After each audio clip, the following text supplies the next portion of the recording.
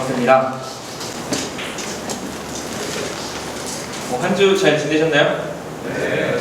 시험 기간 다가오고 또 한 학기가 마무리가 됐습니다. 돼가는 과정들이 있습니다. 시작을 어정쩡하게 해가지고 마무리는 될까 했는데 끝이 또 오기 마련입니다. 마지막도 마무리 잘 해주셨으면 좋겠고, 무엇보다도 이 시기에 살아가는 저희가 가져야 될 가장 좋은 지혜는 하나님의 말씀에 근거한 지혜입니다. 그 말씀에 근거한 지혜를 담기 위해 오늘도 함께 말씀을 잘 함께 듣고 또 기도하며 나아가는 시간 되셨으면 좋겠습니다. 제가 몇 주 전에 얘기했었던 것 같은데, 메뚜기 때가 온다 그래서 쌀을 한 번에 더 샀었어요. 근데 아직까지 안 오고 있는 거 보니까 아마 안 올 것 같은데, 메뚜기들은 원래 그 개인 행동을 한다고 합니다. 그래서 이제 시골 같은 데 가보다 보면 한 마리씩 이렇게 있잖아요. 어렸을 때 굉장히 그 메뚜기들을 많이 잡았던 기억이 있고, 근데 메뚜기가 개별로 생활을 하다가 어떤 조건이 충족이 되면은 단체로 행동을 하기 시작을 합니다. 그래서 사이언스지에서 2006년에 어떤 한 실험을 했다고 해요. 도넛처럼 생긴 이런 그 구조물 안에 메뚜기들을 처음에는 평방미터당 5마리에서 17마리를 넣었더니 그때는 그냥 개별적인 행동을 했는데 25마리에서 62마리를 넣으니까 움직임이 변화하기 시작했습니다. 어떻게 변화를 했냐면 각각 놀던 메뚜기들이 한 방향으로 움직이기 시작을 했고 계속 같은 방향으로 이동을 하는 모습들을 보였다고 합니다. 그래서 이 메뚜기들은 어떠한 조건이 충족이 되면 같이 이제 움직이는 때 생활을 하는데, 그 조건이 뭐냐면 뜨거운 날씨, 고온 가습한 그 날씨 안에서 습한 모래 토양이 많이 있으면은 이렇게 메뚜기들이 갑자기 떼를 지어 다니게 되는 이상 현상이 일어난다고 합니다. 앞에 사진 잘 보이시나요? 사진에 보면 이렇게 날아다니는 게 비나 뭐 우박 이런 게 아니라 메뚜기예요. 다 메뚜기고, 오른쪽 아래 손에 이렇게 보면은 그게 다 메뚜기의 시체인데 좀 징그러울 수도 있습니다. 다음 사진은 메뚜기가 때로 지어 다니면서 조금 몸의 형태가 바뀐다고 해요. 그냥 멀리 날아다닐 수 있게끔 날개가 길어지고 다리가 짧아지는 이런 모습을 보이면서 막 돌아다니게 되는데, 이 그 날개가 길어짐을 통해 장거리 운행이 가능해지고 심지어 200km나까지 날아간다고 합니다. 징그럽죠? 네. 여기 사진에 보시면 작년 이제 연말부터 진행되었던 메뚜기 떼의 이동이었습니다. 여기 1월달 지도다 보니까 아직 어디까지, 인도 정도까지밖에 안 왔지만 중국까지 상륙을 했었어요. 저 떼들이. 저 떼들이 아마 한국에 왔었으면 모르겠어요. 저는 너무 징그러워가지고 아마 도망을 갔을 것 같은데, 이처럼 메뚜기 떼가 엄청 먼 지역까지 날아오는 이런 메뚜기 떼를 옛날 고대 시대부터 재앙으로 여겼습니다. 왜냐하면 이 메뚜기 떼들이 그냥 와가지고 그냥 자기가 원래 먹던 만큼 먹는 게 아니라 호르몬 분비가 막 바뀌게 돼가지고 자기 몸과는 굉장히 더 많은 양의 음식을 막 해치우기 시작하네요. 때로 지어 다니면서 농작물들을 아예 다 먹어버리는 그러한 일들이 있기 때문에 고대에서부터 이 메뚜기 떼에 대한 두려움이 있었고 신이 내린 재앙이다라고까지 표현을 하기도 했습니다. 오늘 우리가 읽었던 성경은 바로 요엘서 남유다의 선지자였고요. 언제 활동했는지 정확히는 알 수는 없지만 성경 그 요엘서 1장에 보니까 메뚜기 떼의 재앙을 경험했던 시기에 선지자로서의 역할을 했던 사람이었습니다. 요엘서 1장 2절이랑 4절에 보니까 한번 읽어볼까요? 시작! 너희는 이것을 들으라. 땅의 물을 죽이라. 너희는 귀를 기울이라. 너희의 날에나 너희 조상들의 날에 이런 일이 있었느냐? 팥중이가 남긴 것을 메뚜기가 먹고, 메뚜기가 남긴 것을 느치가 먹고, 느치가 남긴 것을 홍충이 먹었다. 여기에 보면 팥중이, 그리고 메뚜기, 느치, 선충이 먹었다라고 얘기를 하는데요. 오늘 새로운 목사님이 오셨습니다. 다음에 설교 한번. 그래서 이 네 가지는 뭐냐면 그 메뚜기과의 종류입니다. 그래서 앞에 있는 사진을 한번 보시면 팥종이랑 메뚜기랑 느치랑 황충이랑 다 다른 종류라고 해요. 메뚜기과인데 다른 종류이고, 그러니까 재앙 중에서도 재앙을 표현을 한 거예요. 처음에 이제 그 팥종이가 와서 이제 재앙이 끝날 것 같았는데 그 뒤에 바로 또 메뚜기 떼가 와가지고 음식물을 다 갉아먹고, 또 끝난 것 같았는데 느치가 와가지고 또 갉아먹고, 느치가 갔더니 또 황충이 와가지고 그 밭을 다 갉아먹는 그런 재앙 중에서도 재앙을 겪었던 때에 이 요엘서 선지자가 요엘이라는 선지자가 활동을 하기 시작을 했습니다. 이러한 재앙들을 통해서 단순히 그 재앙들을 겪었다 정도를 기록을 하려고 했던 것이 아니라 이 재앙을 통해서 무엇을 설명을 했냐면 바로 여호와의 날에 대해서 설명을 했습니다. 요엘서 그 2장 1절에 보면은 같이 한번 읽어보겠습니다. 시작. 칼을 빌며 나의 거룩한 산에서 경고의 소리를 질러 이 땅 주민들로 다 떨게 하였으니 이는 여호와의 날이 이르게 일어나라. 이제 임박하였으니, 이 메뚜기 떼의 모습을 보면서 여호와의 날이 이 메뚜기 떼처럼 임할 것이다 라는 것들을 당시 사람들에게 알려주고 싶었던 거죠. 호세아 선지자는 어떻게 메시지를 전했나요? 사람들이 듣지 않자 하나님이 어떤 여자랑 결혼하라고 했죠?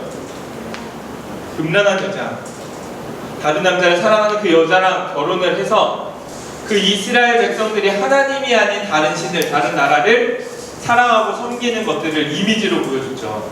요나 선지자에서는 어떤 이미지가 있었나요? 어떤 스토리가 있었죠? 불순종하는 요나가 물고기 배에 잡히고 다시 막 이렇게 배에서 다시 나오고 다시 니느웨로 하나님 말씀을 전하라고 하는 그 스토리를 통해서 하나님의 마음을, 하나님이 전하고자 하는 메시지를 전했다면, 이번 요엘서에서는 이 메뚜기 재앙을 통해서 여호와의 날이 올 것인데 그 여호와의 날은 이 메뚜기 재앙같이 임할 것이다 라고 얘기를 한 거예요. 그렇다면 여호와의 날이면 어떤 날인지 설명을 하고 있는데, 요엘서 2장 2절에서 3절을 쭉 읽어보니까 어둡고 캄캄한 날이라고 표현을 하고요. 그리고 많고 강한 백성, 그러니까 그 나라를 정복하기 위한 많은 군인들이 왔다는 거죠. 그리고 불이 그들 앞을 사르고, 또 그리고 황폐해진 들같이 그것들을 피한 자가 하나도 없을 정도로, 그러니까 여호와의 날이 이르면 마치 메뚜기 재앙이 일어났던 것처럼 이 나라에 남는 것이 하나도 없고 다 폐허가 될 거고 다 멸망하고 망하게 될 것이다 라고 얘기를 한 거예요. 여호와의 날이 의미하는 것이 무엇이었냐면, 또 보니까 뭐 백성들이 질리고 무리가 막 낯이 하얘질 정도로 그런 일들이 일어난 거죠. 그날은 두렵고 심히 큰 날이고 심히 두려운 날이다 하면서 이 여호와의 날이 어떤 날이냐, 바로 심판의 날이다 라고 사람들에게 메시지를 전하고 있다는 거예요. 이 메뚜기 떼 재앙같이 이것보다 더한 재앙이 올 것이야. 여호와의 날이 오면 이것보다 더한 재앙이 올 것이니까 너희가 해할 것이 있다 하면서 뭐라고 얘기를 하냐면, 이 여호와의 날이, 이 심판이 오기 전에 너희는 반드시 회개해야 한다 이야기를 하죠. 요엘서 2장 12절 13절은 한번 같이 읽어보도록 하겠습니다. 시작. 여호와의 말씀에 너희는 이제라도 금식하고 울며 애통하고 마음을 다하여 내게로 돌아오라 하셨나니, 너희는 용서를 짓지 말고 마음을 짚고 너희 하나님 여호와께로 돌아올지어다. 이 날이, 이런 무서운 날이 이르기 전에 너희가 해야 할 것이 있는데, 그것은 무엇이냐? 첫 번째, 금식해라. 금식은 뭐죠? 밥을 먹지 않는 거예요. 그러니까 우리가 먹는 것을 잠시 중단하는 거거든요.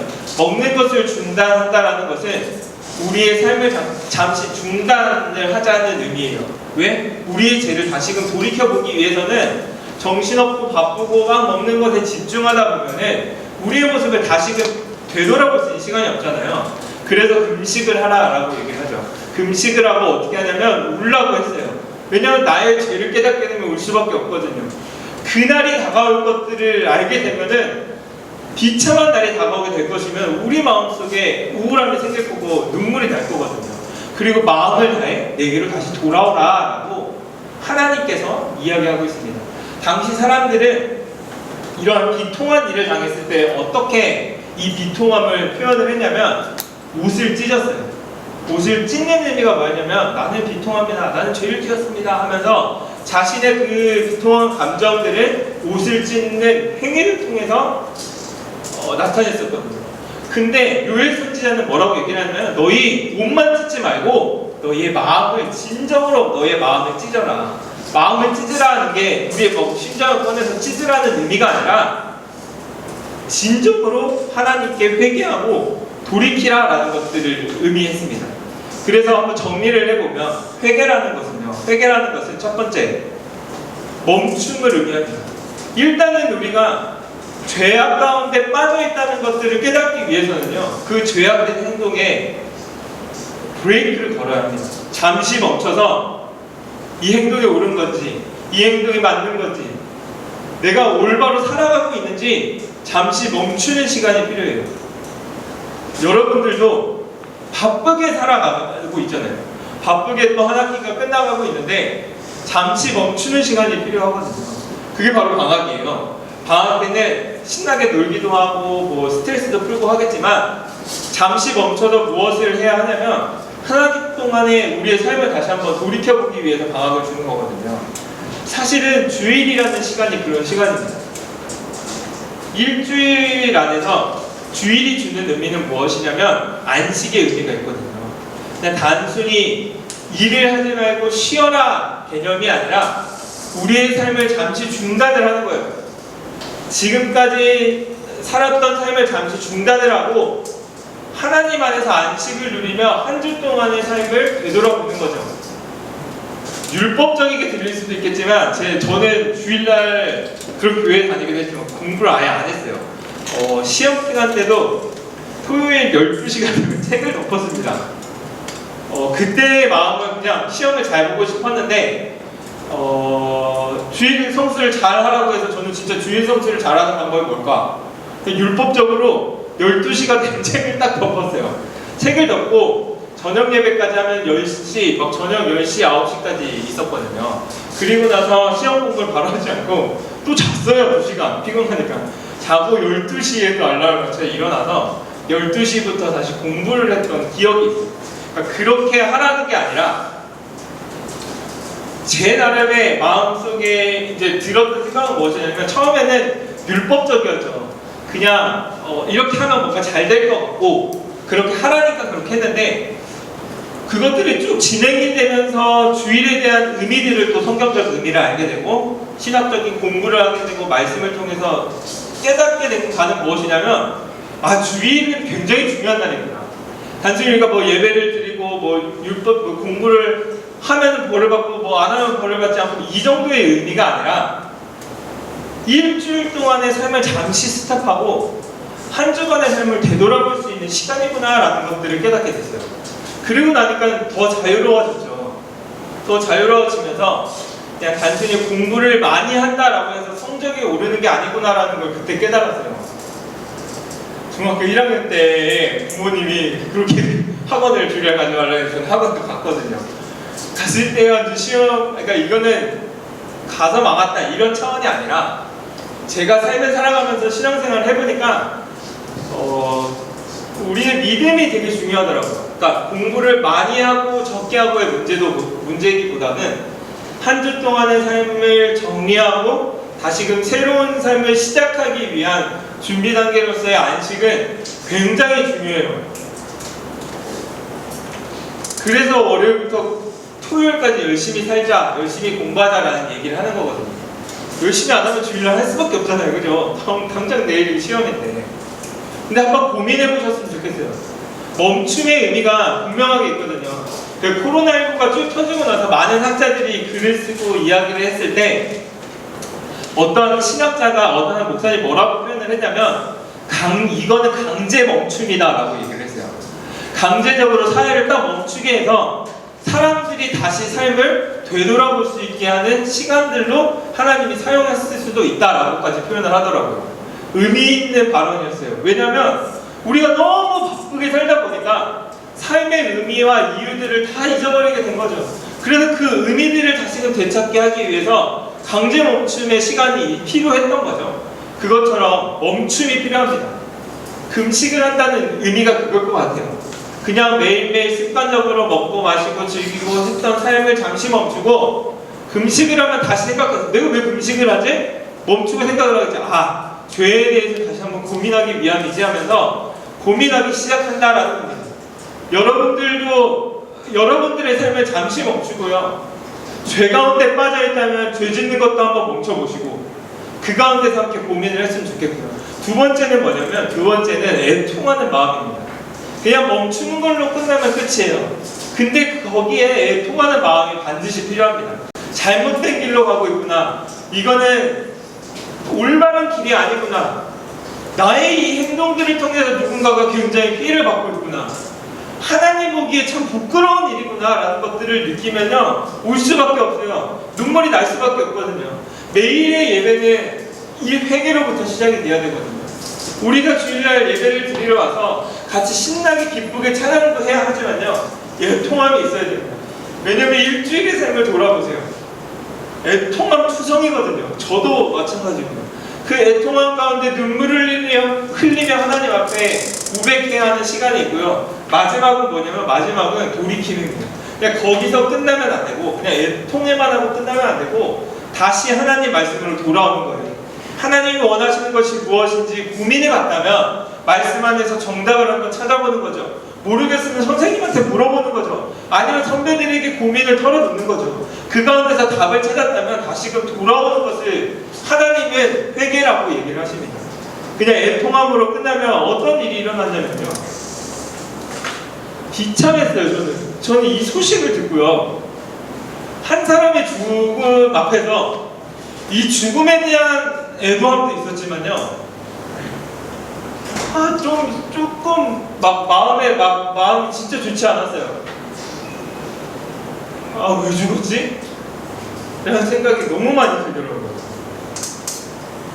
정치적 얘기를 하려는 게 아니라요. 서울시를 대표하는 사실 대한민국의 대표자잖아요. 이분은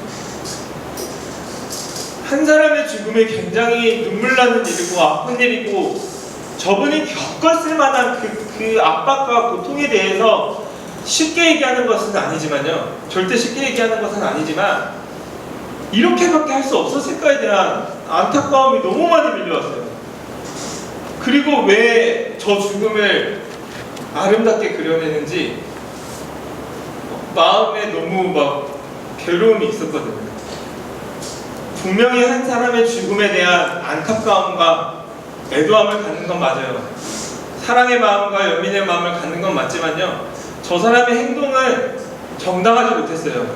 죽음으로 자신이 저질렀던 죄를 해결하려고 하는 그거는 정말 나쁜 일이에요. 그 죄보다 더 나쁜 죄는 없어요. 미투를 고소했던 여자의 이야기가 사실인지는 경찰에 밝혀봐야겠지만 사실이라면 그 여자의 인생은 어떻게 되는 건가요? 신고를 했더니 죽었네? 저는 너무 끔찍할 것 같거든요. 이게 여기에요. 회개에서요. 이 사람은 애통함까지는 있었던 것 같아요. 다른 사람들과는 달리 뻔뻔함을 가지고 아닌 척하면서 묻으려고 하고 뒤에 주장을 하려고 하고 이랬을 수도 있겠지만 뭔가 마음에 찔림이 많았나 보죠. 그러니까 그거에 대한 제가 팩트를 알지는 못하기 때문에 말씀을 드리지는 못하지만 애통함에서 끝나면 안 되고 돌이킴이 있어야 합니다. 그리스도인들이 우리가 가지고 있는 어찌 보면은 특권인 게 무엇이냐면 돌아오면 용서해 주겠다라는 거예요. 왜냐면 하나님은 어떤 분이시냐면 하나님은요 은혜로우시고 자비로우시고 노하기를 더디하시고 인애가 크셔서 뜻을 돌이켜 재앙을 내리지 않을 거다라고 얘기를 하거든요. 하나님의 속성을 알고 있는 우리는요 그래서 돌이킬 수 있는 거예요. 애통함에서 끝나는 것으로 머무르는 것이 아니라요 돌이킬 수 있는 이유는 하나님이 이러한 분이시기 때문이거든요. 은혜로우시고 자비로우시고 노하기를 더디하시고 인애가 크신 하나님이십니다. 여러분, 회개는 지금부터 우리가 훈련을 해야 될 것 같아요. 엠번방 사건을 쭉 겪으면서 보면서 느꼈던 건 뭐냐면, 그러한 생각들을 고등학교 때부터 했다는 게 충격이었죠. 아니요, 충격도 아니에요. 지금 상황에서는 할 수 있을 것 같아요. 세상이 더 악해지고 더 그러한 것들로 지능이 발달되기 때문이겠죠. 근데 그때 만약에 돌아왔으면요, 처음 시작했을 때 멈추고 애통하며 돌아왔다면요, 그 많은 피해자들이, 여성들이 성적 착취를 당하고 노예로서의 역할들을 막 감당해내면서 얻었을 그 아픔들을 겪지 않았을 텐데요.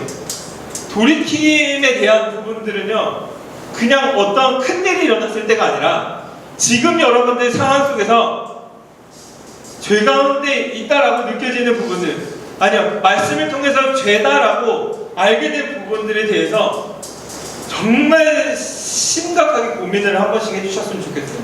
돌아오는 것도 훈련이 필요합니다. 하나님 말씀에 계속 순종하는 훈련들이 필요하거든요. 하나님이 이렇게까지 얘기하신 거예요. 메뚜기 재앙들을 보면서 재앙이 이렇게 일어났는데 너네 돌아와야 돼. 심판이 주요 목적이 아니라 하나님은요, 하나님의 목적은 무엇이었냐면 회복이에요. 다시금 돌아오길 원하는 것이 하나님의 목적이거든요. 매를 때리기 위해서 엄마가 막 그런 게 아니라 그 매를 때려서라도 돌아오게끔 하기 위함이거든요. 그 하나님의 간절한 마음과 그 심정들이 이 선지서 전반에 계속 흘러가고 있다는 겁니다. 하나님의 마음을 표현하죠. 2장 18절에 보면은 여호와께서 자기 땅을 극진히 사랑하여 그 백성을 불쌍히 여길 것이고 또한 너희 하나님 여호와가 될 것이다. 우리 다시 얘기해 주세요. 나는 다른 사람의 하나님이 아니라 너의 하나님이 될 거야. 너가 돌아오기만 하면은 나는 너의 아버지야. 나는 너의 모든 삶을 주관하는 주관자가 될 거고 너와 영원히 함께하고 떠나지 않을 거야. 하나님은 우리에게 계속해서 이야기하시고 약속하시고 하나님의 사랑을 전달하고 계시거든요. 코로나19가 터지고 나서 참 너무 마음 아픈 일들이 많았지만요, 이 코로나19를 보면서 우리가 무엇을 깨달아야 하냐면 하나님의 재앙을 코로나19보다 더하면 덜하지 않습니다. 여호와의 날이 오면 더하면 더하지 덜하지 않는다. 메뚜기 재앙을 비교하면서 우리에게 알려주신 거거든요. 메뚜기 재앙을 겪어보지 않았어서 제가 이걸 바꾼 거예요.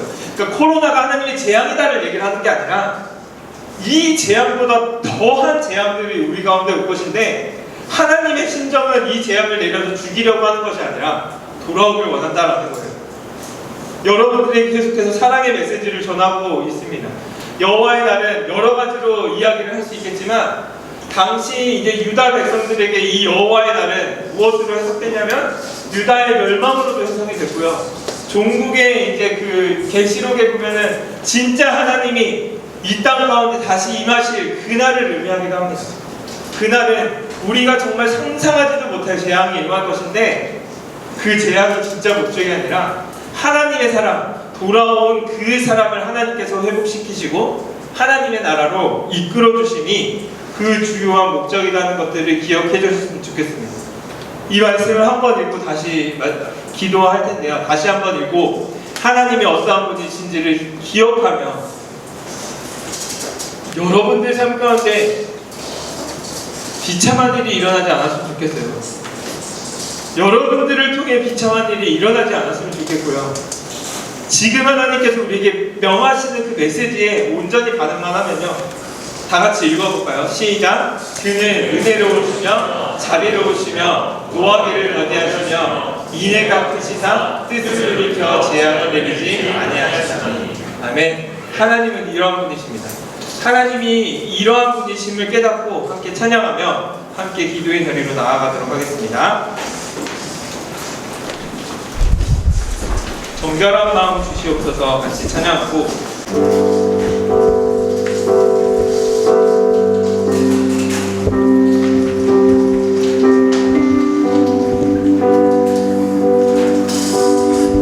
정결한 마음 주시옵소서.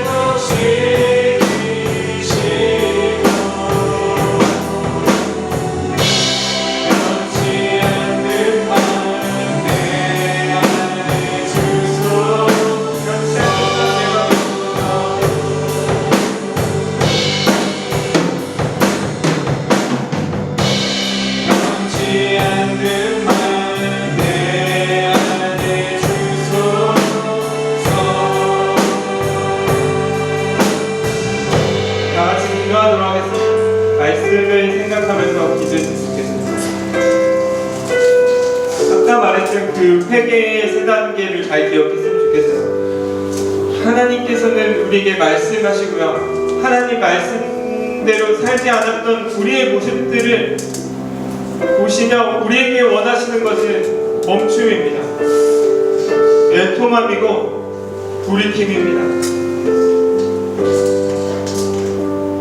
멈춰야 할 부분에 무엇인지, 멈춰야 될 부분이 어딘지 간절히 기도했으면 좋겠어요. 하나님, 내가 만약 깨닫고 있지 못하다면 깨닫게 하여 주시고, 말씀 안에 비추어 보아 하나님의 마음을 알게 하여 달라고 기도해 주셨으면 좋겠고요. 만약에 알고 있는 부분들이 있다면요, 멈출 수 있는 용기를 달라고 기도해 주시고, 성령 하나님 나에게 도움을 달라고 기도해 주셨으면 좋겠습니다. 절대로 내 힘으로 되지 않습니다.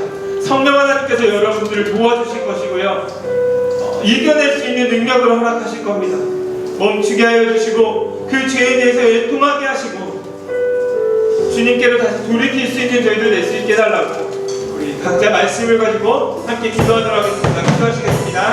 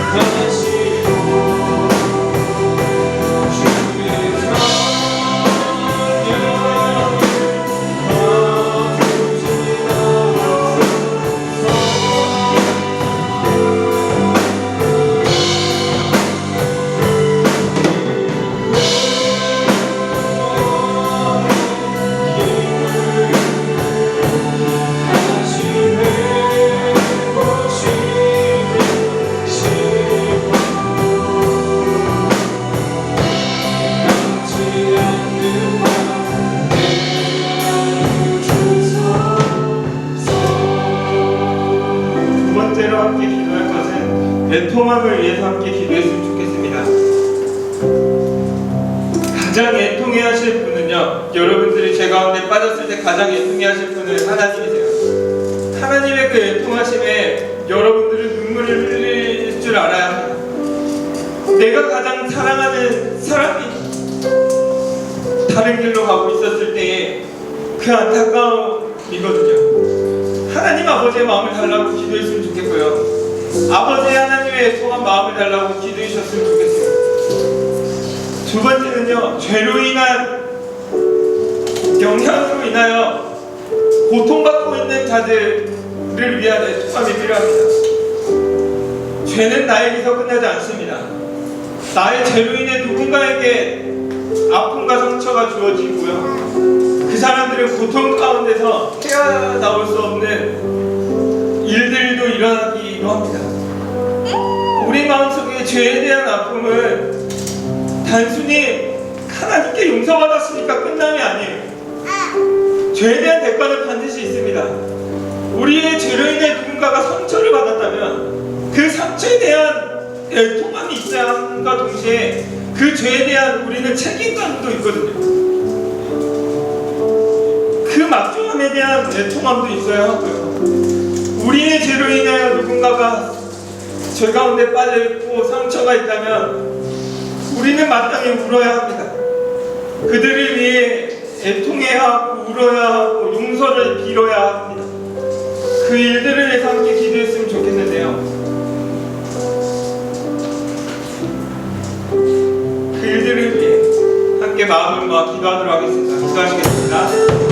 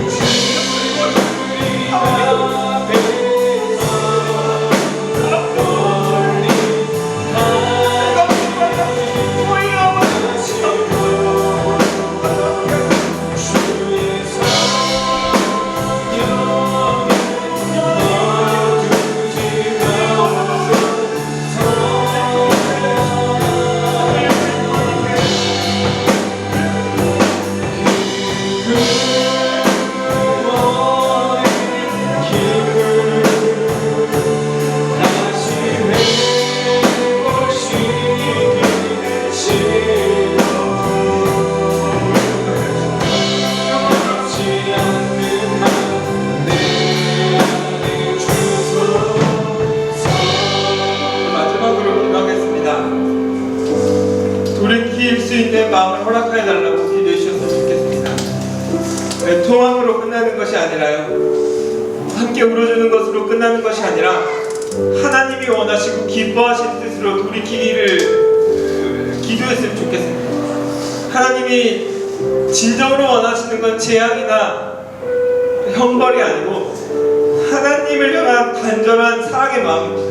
그 사랑의 마음으로 죄에 돌이켜 하나님이 기뻐하시고 하나님이 원하시는 삶을 살아갈 수 있는 저희들 될 수 있게 해달라고 성령 하나님 간절히 기도하오니 나를 그 죄 가운데서 구원하여 주시고 그 죄 가운데 빠져 살아가는 저를 불쌍히 여기사 주님의 뜻을 알게 하시고 돌이킬 수 있는 저희들 될 수 있게 해달라고 마지막으로 함께 기도하도록 하겠습니다. 기도하시겠습니다.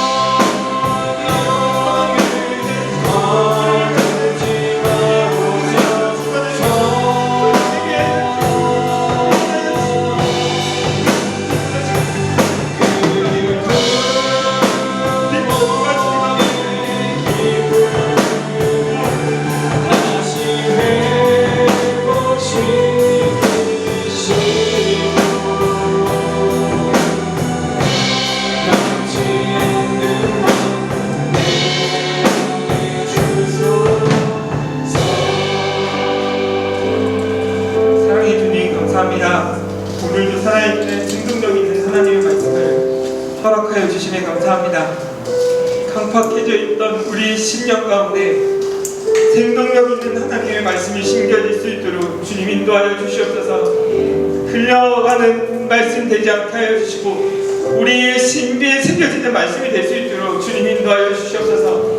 한 주간의 삶을 아니 평생의 삶 가운데 해결하는 두 단어가 우리의 삶에 가까워질 수 있도록 인도하여 주시옵소서. 멈춰서 돌이켜볼 수 있는 은혜를 허락하여 주시고 애통해할 수 있는 마음을 허락하여 주시며 그것으로 끝나는 것이 아니라 주님이 원하시고 기뻐하시는 방향으로 돌이킬 수 있는 저희들의 삶이 될 수 있도록 인도하여 주시옵소서. 저희의 힘과 능력으로 되지 않음을 주님께 고백합니다.